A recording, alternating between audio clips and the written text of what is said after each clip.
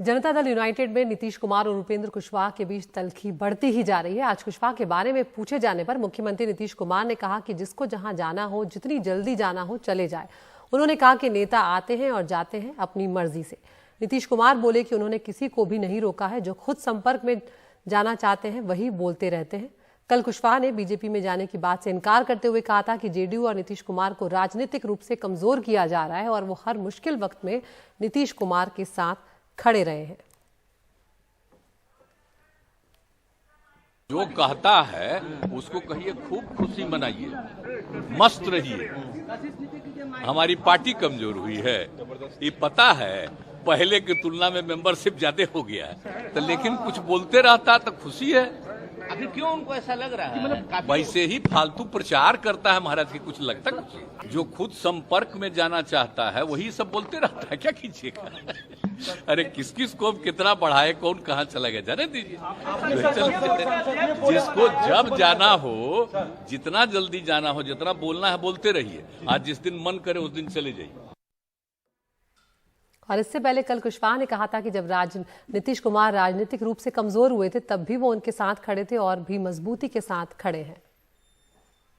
नीतीश कुमार जी जब तक सत्ता में नहीं आए थे, संघर्ष का दौर था, लगातार हम सब लोग उनके साथ खड़े रहे। अलग बात है कि सत्ता में जाने के बाद मैं भी उनके साथ बीच में नहीं था, लेकिन फिर से जब नीतीश जी कमजोर हुए राजनीतिक रूप से, तो हम उनके साथ फिर से आगे खड़े हैं मजबूती से। और आज भी उनके साथ कहीं से कोई प्रहार होता है तो उपेंद्र कुशवाहा मजबूती के साथ उनके साथ खड़ा रहता है, खड़ा है। शुरुआती दौर में समता पार्टी के समय लव कुश की ताकत, फिर अति पिछड़ा भाइयों की ताकत, और फिर बाकी समाज के जो दूसरे सेक्टर के लोग हैं, सब लोगों की आशा उम्मीद बंधी। और नीतीश कुमार जी को इसलिए ताकत की जरूरत थी और आज भी है। और हमारे साथ हमारे वरिष्ठ सहयोगी मनीष कुमार फोन लाइन पर जुड़ गए हैं।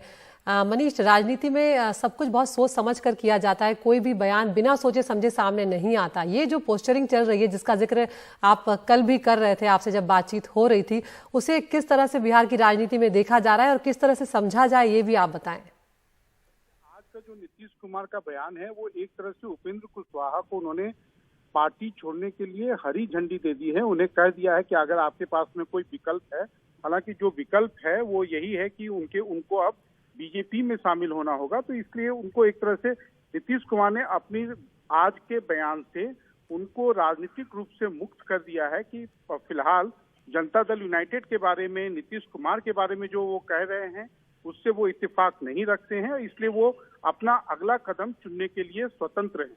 अदिति जी, लेकिन जिस तरह से मनीष बार बार जो अटकलें चल रही हैं, क्योंकि अटकलें जब होती हैं तो कुछ ना कुछ वजह उसके पीछे जरूर होती है, तो ये बात जो कही जा रही है कि आरजेडी और जेडीयू के बीच में जिस तरह से तल्खियां कई मुद्दों पर बीच में देखने को मिली है, क्या बीजेपी के खेमे में भी हलचल चल रही है? क्योंकि अब लोकसभा चुनाव में ज्यादा वक्त नहीं रह गया है। मनीष, एक बात अदिति आप समझ लीजिए कि जो तेजस्वी यादव बोल रहे हैं या नीतीश कुमार बोल रहे हैं, इन दोनों के बीच में कोई कंफ्यूजन नहीं है।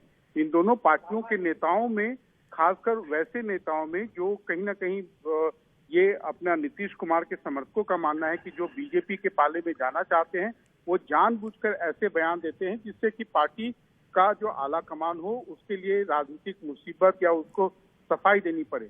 और नीतीश कुमार को कहीं ना कहीं ये लगता है कि उपेंद्र कुशवाहा बीजेपी के संपर्क में है और जो भी उनका बयान आ रहा है कि उन्हें राजनीतिक पवेलियन में बैठाया गया या उनके पास कोई काम नहीं है, तो फिलहाल ये लग रहा है कि नीतीश कुमार जो भी उनकी वर्तमान में राजनीतिक महत्वाकांक्षा है उसे पूरा करने के लिए थोड़ी सी भी उनको कोई जल्दीबाजी नहीं है, इसलिए वो उनको एक तरह से राजनीतिक रूप से उन्होंने स्वतंत्र कर दिया है कि अगर आपके पास कोई विकल्प हो तो आप उस पर जा सकते हैं। आप पार्टी छोड़ना भी चाहें तो आप जा सकते हैं। फिलहाल हम आपकी बातों से कोई इत्तेफाक नहीं रखते।